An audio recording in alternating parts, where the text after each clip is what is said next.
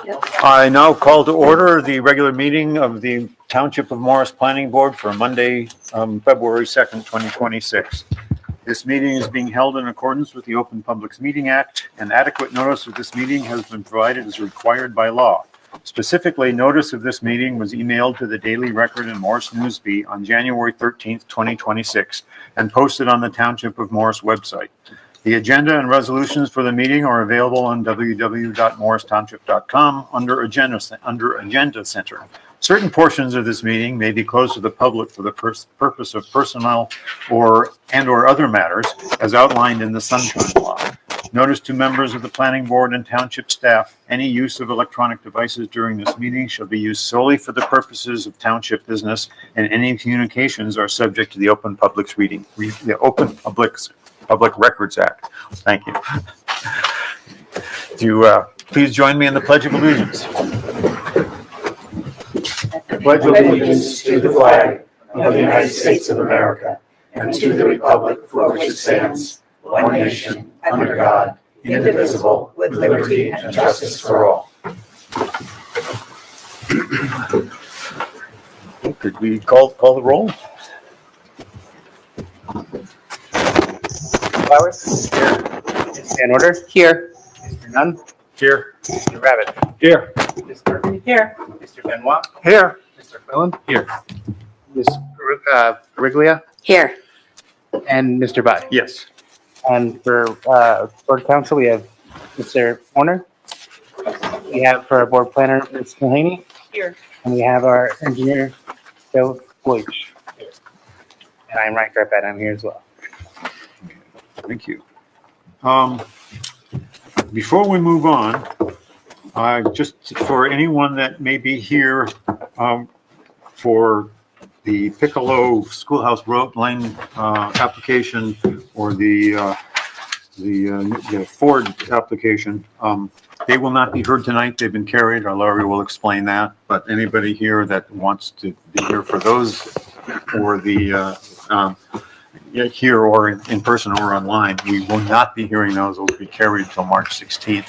So don't need to waste any more of your time. Mr. Warner will make it official. Certainly, Mr. Chairman. As the chairman stated, both PB 08-25 Mark and Lynn Piccolo, block 3501, lot 635 Schoolhouse Lane, continuation of minor subdivision, and Nielsen Ford of Morristown, PB 10-25, block 10201, lots 5, 9, 11, and 12, 170 Ridgedale Avenue, the reconstruction of pavement areas and other matters.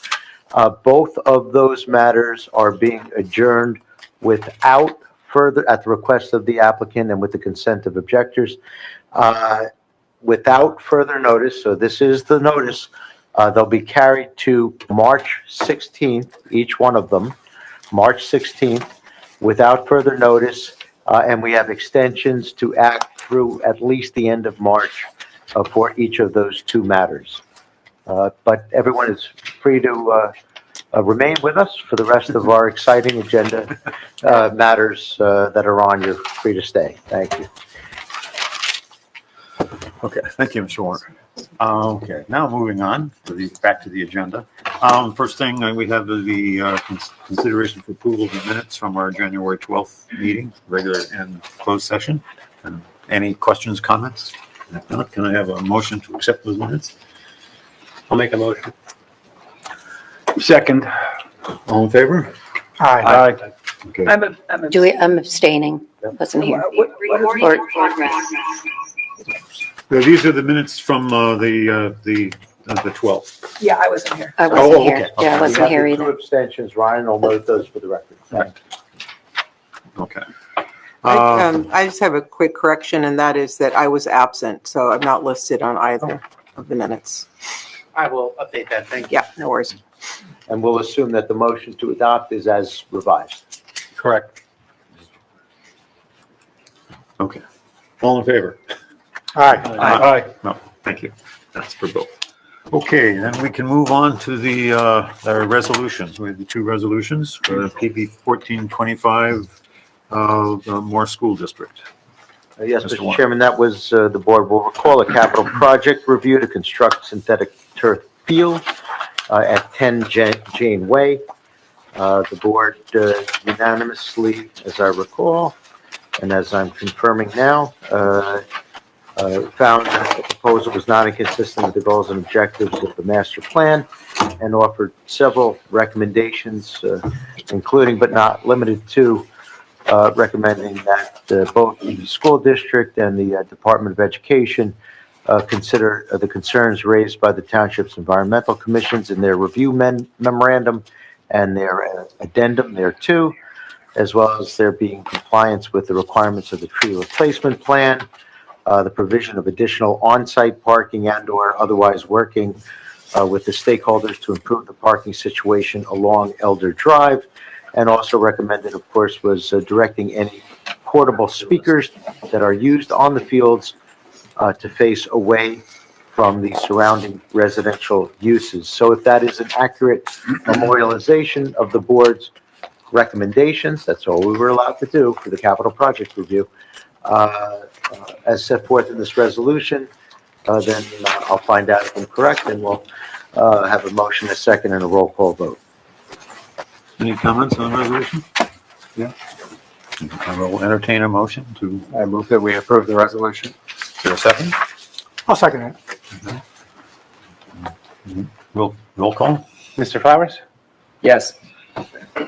Ms. Horner wasn't here. Mr. Ravitz? Yes. Ms. Murphy? I abstain. I wasn't here. Mr. Benoit? Yes. Mr. Quillen? Yes. Ms. Griglia? I abstain. I wasn't here. And, sorry, Ms. Van Order? Also wasn't here. Absent, yeah. And Chairman By. Yes. Motion carried. Thank you. I didn't get the number. Yeah. We I think have, Mr. Barrett may have. Mr. Barrett was Sorry, this one. He Mr. was Barrett? here. I thought he wasn't. He's voting, right? Yes. Mr. Barrett? Please. Yes, we have a yes. Okay. Is that our 7-0? Yes. Okay. On the resolution as well. Okay. Great. I'm not going to stop there, though. We're going to see if we can go 2 for 2. Yeah, for 7-1, PB 1525, Morristown Motors. Okay. Mr. Warren. The push, hopefully not pushing my luck. The Morristown Motors Inc., that was a minor site plan approval and bulk variance relief for the installation of a generator, electric vehicle charging station, and electrical transformers at 169, 171 Ridgedale Avenue. The bulk variance was a setback variance for the generator alone as an accessory structure, as I recall, from a property line that really was sort of a dividing line for the site, and the same owners owning both sides of that, or both lots. In any event, the board found that the minor site plan approval should be granted and that bulk variance relief granted as well. 7-0 unanimous approval again, and as always, with numerous conditions to mitigate any potential detriments associated with the relief granted, including the proposed generator to be tested no more than 1 time per month, only between the hours of 9 and 5, as well as several other conditions. So again, if it's an accurate memorialization of the board's decision, then it'll be by way of a motion, second, roll call vote. Any comments on this resolution? I'll move it, Mr. Chairman. Second. Would you call the roll? Mr. Flowers? Yes. Mr. Ravitz? Yes. Mr. Benoit? Yes. Mr. Quillen? Yes. Mr. By? Yes. Mr. Barrett? Yes. And we have members, Ms. Van Order, Mr. Nunn, and Ms. Murphy, and Ms. Griglia were all ineligible. Motion is carried. Thank you. We went 2 for 2. Thank you, Mr. Chairman. I'll stop there. Okay. Come on, keep pressing your luck. Okay, so moving on to our public hearings, the one that remains, PB 1625, from Morris County Sheriff's Department. Mr. Zupat, you want to introduce that for us?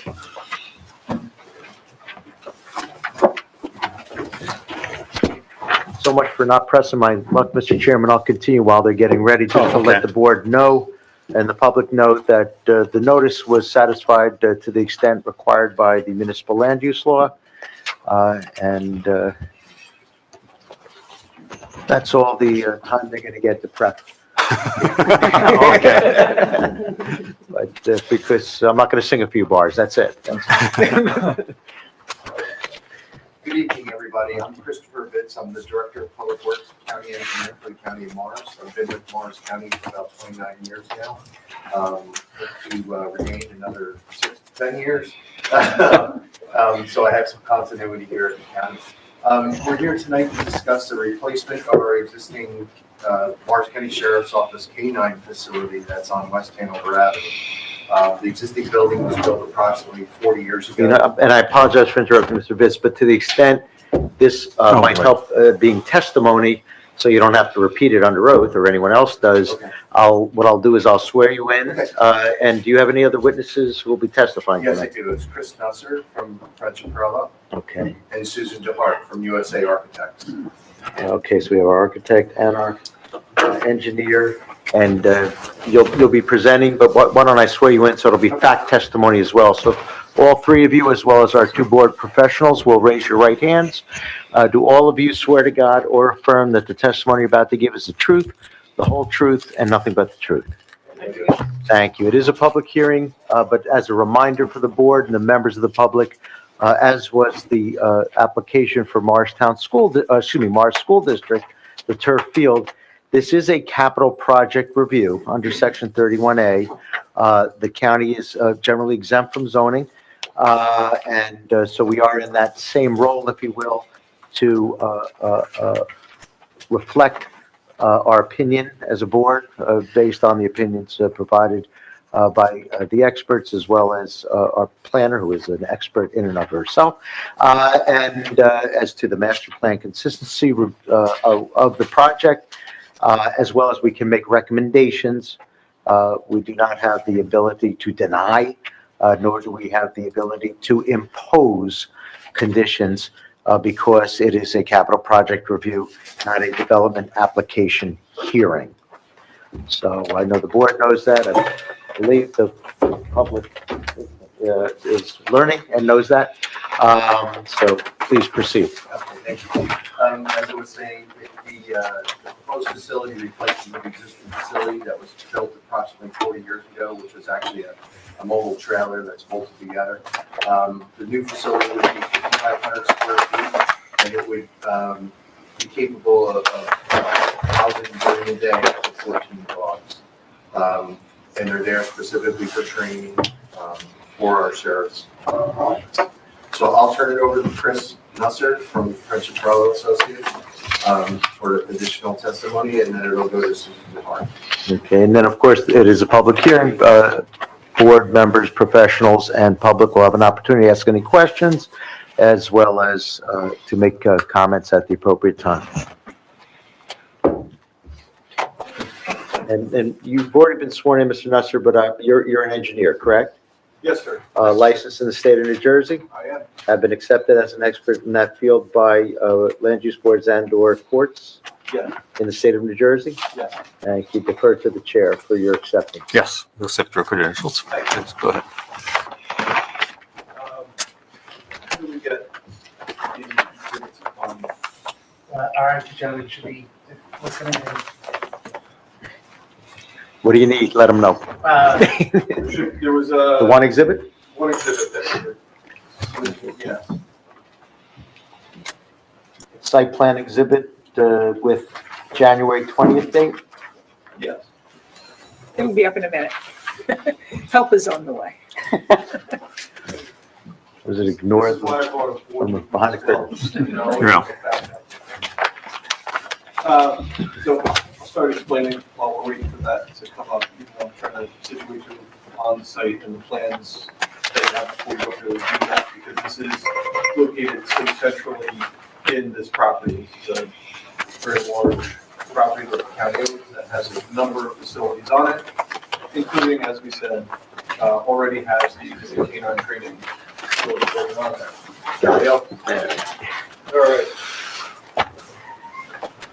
So, oh, it's not gonna go. to carry the microphone with you, because this is all being recorded, so. Sorry, thank you for the warning. So the property's outlined Is it on? in this solid line. And we'll just reflect that this is Exhibit A1, applicants 1, and it has the date I mentioned, I think January 20. I don't think the microphone is on. Can you- Oh, here. Yours is. No, his. January 2020, 26, and it's called Site Plan Exhibit.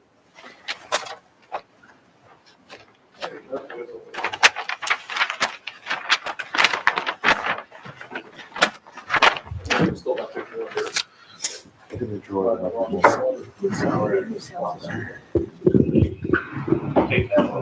There we go, thank you. Yeah. Thank you. Okay. Now we're good to go. So the dark line outlines the property. You can see here this yellow spot in the middle. That's the proposed location for the canine training building. The existing is located about 200 feet to the north of it, closer to West Hanover Avenue. And so originally, for the current building was there, this facility was located where we're putting it now. So it was down here, got moved up top. So if I understand correctly, you're going back to the location, the The prior original- location, but original not the location. most recent location. Right, the original, I would call it the original location. Thank you. On this plan, we've added a couple of things on here. One are some dimensions that are impossible to read. So I'm glad I committed them all to memory. The other is the redevelopment zone that was recently passed as part of your affordable housing plan, the portion of the county's property that, along with part of the ARC property, that's going to be turned into affordable housing. Leave it at that. So the current facility is about 435 feet from the property line of that new property. The new facility is about 400 feet from there, so very similar in distance and still quite far away. To the south, to the residential development beyond the property, once you go through all the trees, it's 972 feet down to that nearest property line. So again, it's quite a distance away. Topographically, from the proposed location going south and east, it drops off. So it gets down lower in elevation, and then it keeps rising up from that site up to West Hanover Ave.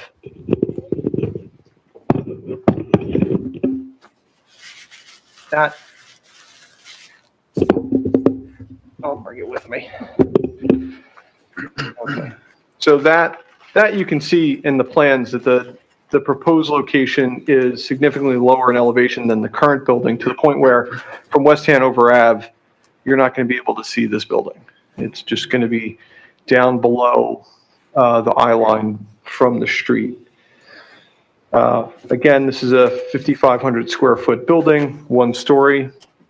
It has kennels, runs on it, on the rear, on the east side of the building. And actually, while I'm talking, if the IT person could bring up, let's say, sheet C 1.3 from our plan set. Thank you. So the improvements here are fairly limited because we're working within this existing site. There's already a looped driveway that goes past the existing facility and then around, well, maybe be up, around and back up to the into the main drive network on the site, and that's being widened out a little bit. Right now, the sheriff's officers park kind of along the edge of that drive. There's no dedicated parking for it, and so we're widening it out a little bit to make it operate a little bit better. and also providing some dedicated parking next to the building, including an accessible stall that doesn't currently exist. The site's being built into into the grade of the site, where there's a wall on the east and southern side. When you go,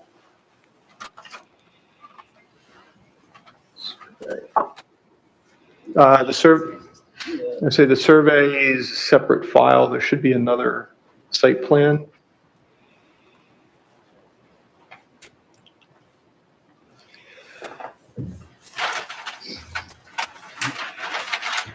And otherwise, like I said, it's a pretty straightforward development.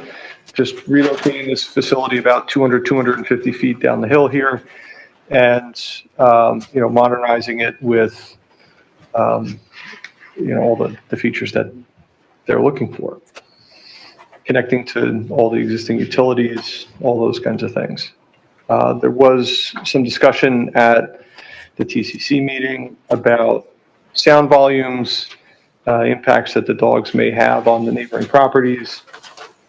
We looked into this, and the average dog bark is 80 to 90 decibels. I wasn't measuring the sheriff's officer's dogs. I can't, I'm going off of a general number of 80 to 90 decibels. And so at 400 feet, with no attenuation other than the distance of it, 90 decibels turns into 47.5 decibels. At 970 feet, so to the southern property line, again with no attenuation, 90 decibels turns into 39.8. So the nighttime threshold for the noise code is 50 decibels, daytime being 65. And that's 50 at the property line. correct? 50 at the property line. And that's with it, it's with attenuation, it would be lower, correct? Right, and so one of the other things that they do at the site is on the chain link fence that surrounds the kennels, they have kind of like an all-weather quilt, if you will, like a blanket that they hang on there, and it helps absorb noise on top of it. So I don't have specifications for it to tell you how much it would mitigate that noise, but suffice to say that it would mitigate the noise further than the numbers that I presented to you, because again, that was unmitigated and those would meet the standard. And I think it's also important to note that, again, unless a trainer is on vacation or away, their dog is with them and is at home. So the dogs don't stay overnight unless they're away for some reason, and then a dog may be staying overnight. So realistically, we don't anticipate any impacts. I think one of the reasons we don't anticipate any impacts is we're not aware of any complaints ever being made, and the facility's there. These are, trained dogs. It's not, your neighbor's, rowdy pit bull that doesn't know how to be quiet because the mailman went past again. So if you could advance that probably 4 pages. Perfect. And we're not, just for the record, we're not marking the site plan. It was submitted more than 10 days in advance. We only marked the one exhibit that came in a day or so ago. But just if you could identify each page with the name, the number, the title, and the date. Sure. So we're looking at C 1.4, which is titled Utility Plan, and it was dated October 17th, 2025. Thank you. So just in case you don't have it in front of you, helpful to put it up. And we'll just walk back through it again. So the existing facility is here. This is the proposed facility. The driveway being expanded as it comes down as part of the overall existing internal driveway network. Here's where additional parking, including that accessible stall, is being constructed. And then this is the wall around the east and south side of the facility here to level out this space where the kennels are, the kennels being these fenced runs in the rear. There's a couple other storage buildings outside that hold the training supplies. If I may, Mr. Chairman? Yes. How tall is the retaining wall? Just under 5 feet. At its highest, it's about 7 feet. And that's on the southeast corner. And might that retaining wall, among other things, serve a further attenuation of noise purpose? It's up. So, It's not, the facility isn't sunk against that wall. okay. The facility is actually up, the wall holding. It's grading only, so it's below. Yeah. It's below, gotcha. Yes. Never mind. It was worth a shot, though, thank you. I just asked the question, I didn't say it would. I think that's really the bulk of, or the sum of my testimony. If there's any questions, comments. Mr. Chair, Yes. I have a question. I saw the page that talks about demolition because there's a distance between where the current kennel is and the new one. I'm assuming demolition will happen after the new building is created, so the doggies will have a home. Yes, yeah, that's right. And that is part of the reason why they are separated.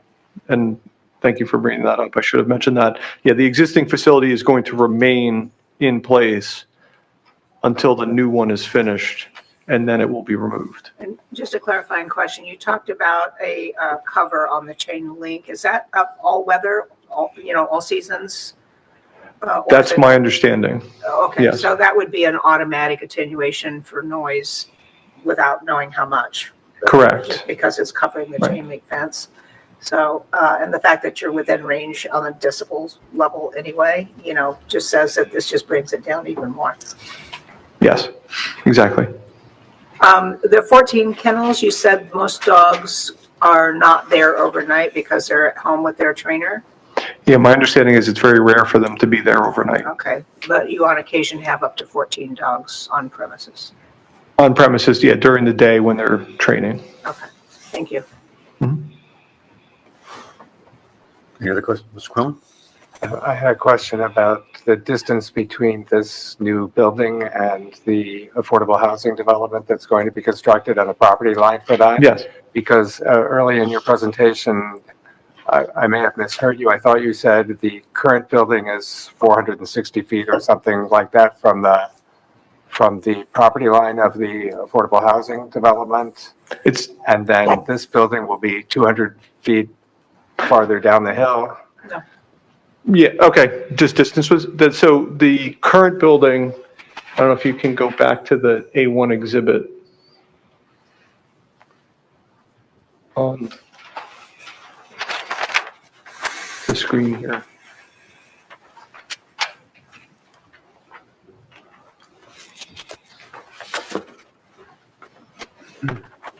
A1, the site plan exhibit, the first one. I can't read the distance on there anyway, so it's 435 feet. 439 feet from the existing building to the property line. It's sliding about 250 feet down the hill, and then it's 400 feet from the new facility to that property line. So it's the 200 feet that's It's sliding. It's not directly toward the property line. Right, so Right. I'm just going Right. to yell instead of bringing the microphone. This gray area here is that project, is the limit of that affordable housing project.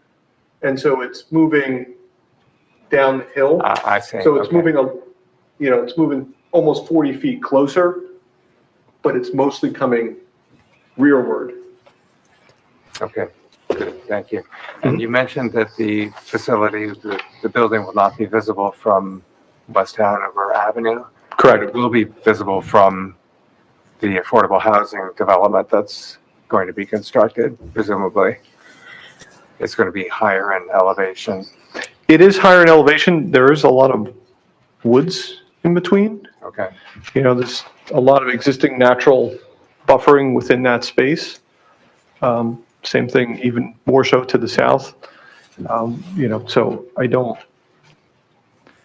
I haven't gone and looked to say whether it is or it isn't, but I would imagine that if it is visible, it's not, I mean, this is a one-story building, so it's not going to be, you might be able to see it through some trees, but it's not like it's going to be, you know, presenting in a way where you're going to like actually see most of the building. The current building is even higher on the hill, right?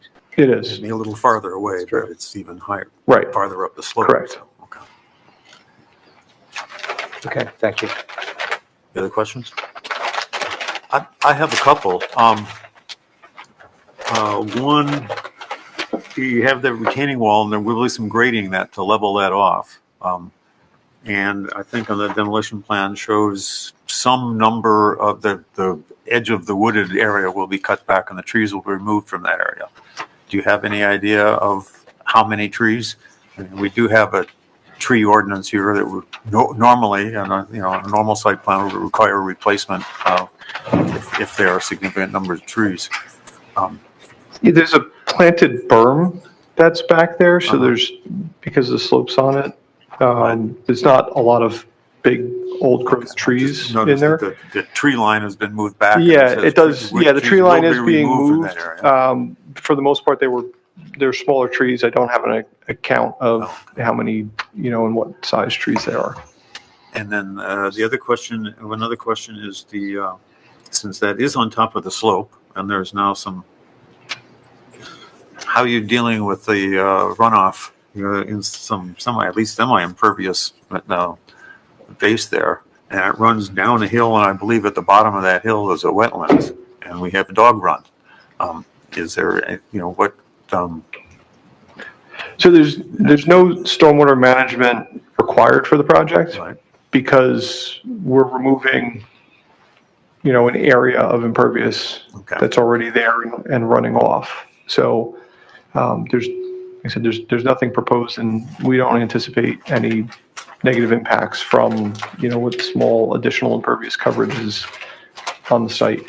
But now that runoff is directly going down a steeper hill than it was before. It had another 200 feet of flowage to seep into the ground before it ran down a hill from where it is now, correct? In the prior condition, when it came off of the rear of the site, it was immediately going down Okay. that steep slope. Mhm. And here, you know, we're trying to grade it and have it go off in a way where it's not, you know, concentrating so much, but I brought it a little too close to me.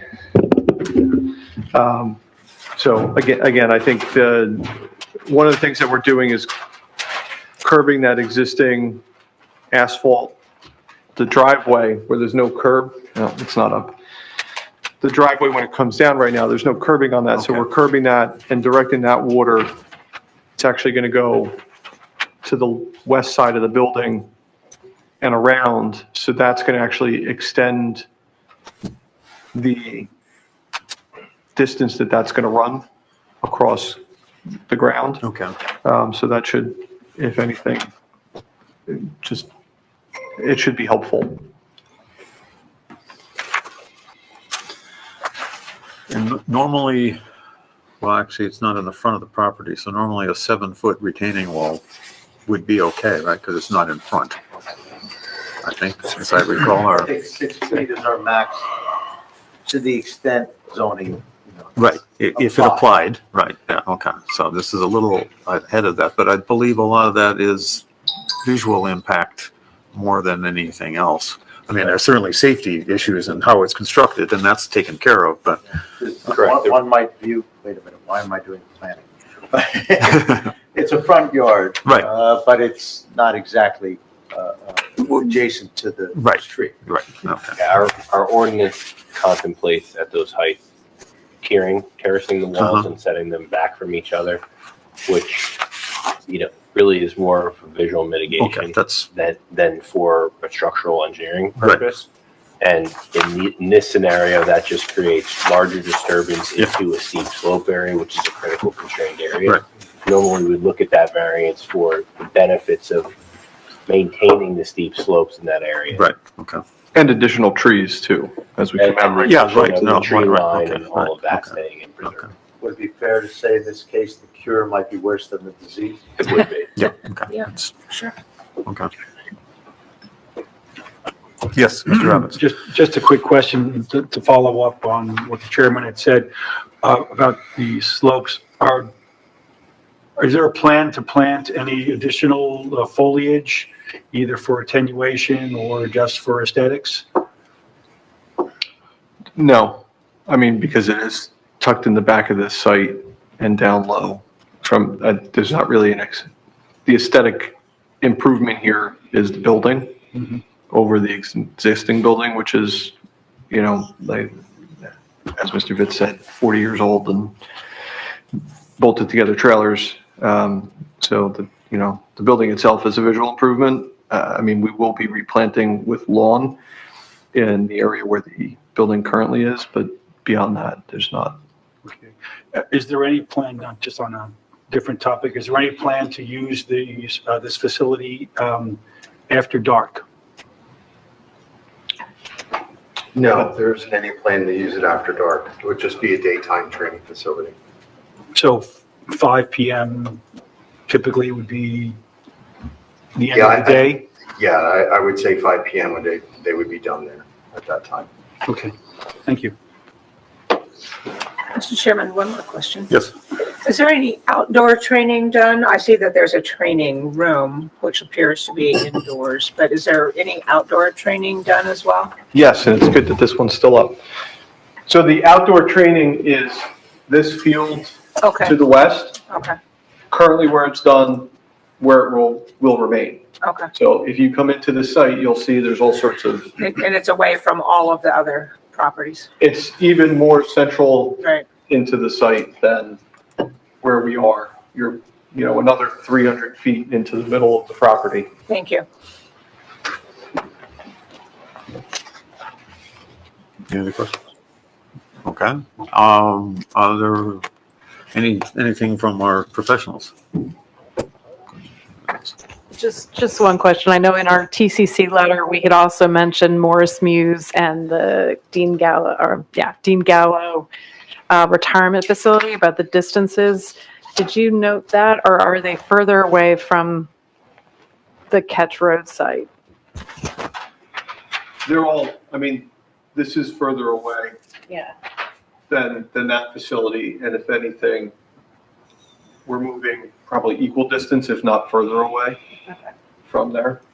From there, meaning the Morris County From Housing the- Authority's Yes, structures? correct. And then from Morris View, we're going to be maybe we're a little bit closer because the building's a little bit closer, but we're moving straight down in relation to that. And that's, if this is 900 feet, 972 feet, that's 972 feet.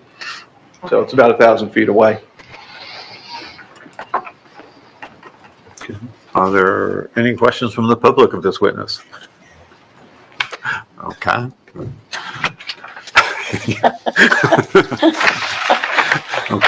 Okay, thank you. We have another witness.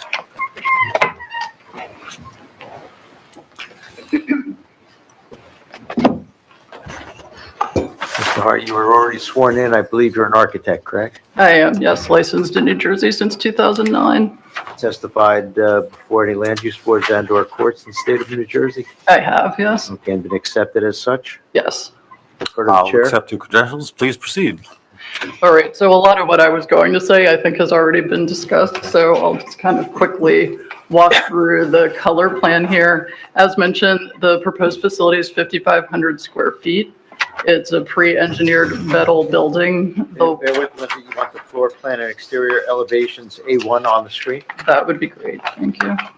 If the powers that be heard me, that's floor plan and exterior elevations A1.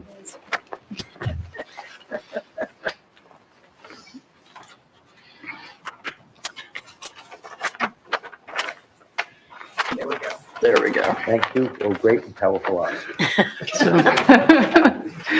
The walls are insulated metal panel. It has a standing seam metal roof. At its highest point, it's about 20 feet tall, single story, as we already discussed. So looking at the layout, the building is split between a staff use and the canine facility. So looking at the blue area, that's an open office space with 3 private offices opening onto it. We also have a shared conference room and break room and a locker room. The green area is the canine facility. So as we already mentioned, we have the 14 indoor-outdoor kennels. We also have that large training area, which has an overhead door, so that allows it to be open air when the weather is nice. There's a laundry area, a grooming area, and then both the staff and canine sides have their own dedicated storage.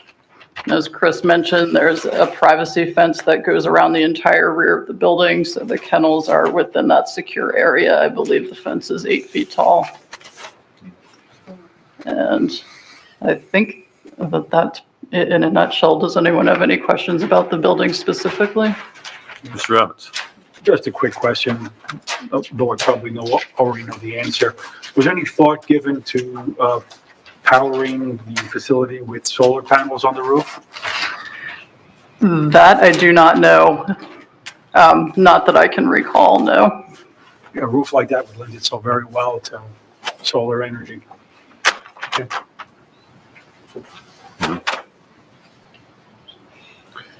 Any other questions? No? Do you have anything? No. No? Any questions from the public of this witness? Okay. I guess. Okay. Thank you. Yeah. No, any summation, Counselor? No, no further, no further witnesses? No? Okay.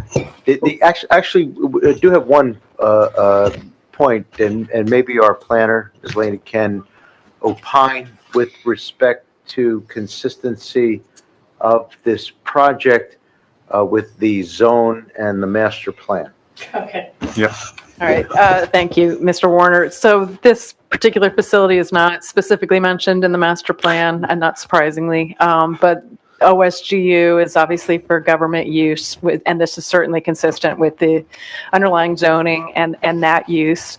And so I would recommend that the board find the project to be not inconsistent with the township's master plan. That's all I have to say. Okay. And in the context of deliberations, the board may wish to share with the resolution scrivener, that would be me, any recommendations the board would like to make in conjunction with its, presumably, its finding of not inconsistent with the master plan as part of the capital project review. Any recommendations that would? I think we're pretty happy with it, I guess. Simple. I Are we ready for a? think I will entertain a motion, yes. I'd like to make a motion that we approve as presented. Is there a second? Second it.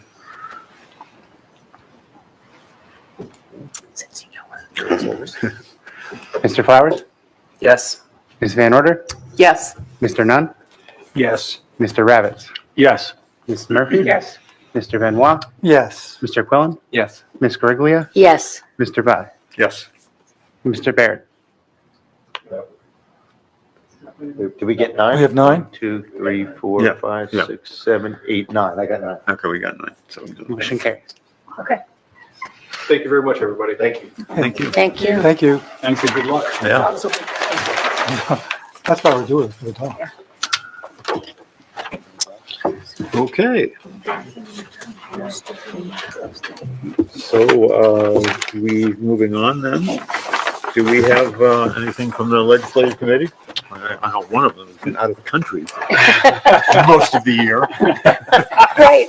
That's a true statement so far. So that being the case, then there's nothing from the legislative Yeah. committee. Do we have any public comments?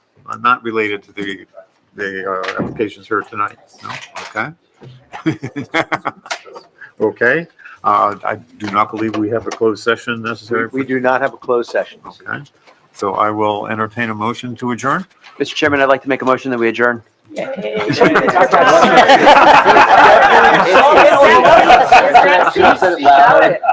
lot of pressure. Did I hear a second? Second. Okay. All in favor? Aye. Thank you everyone.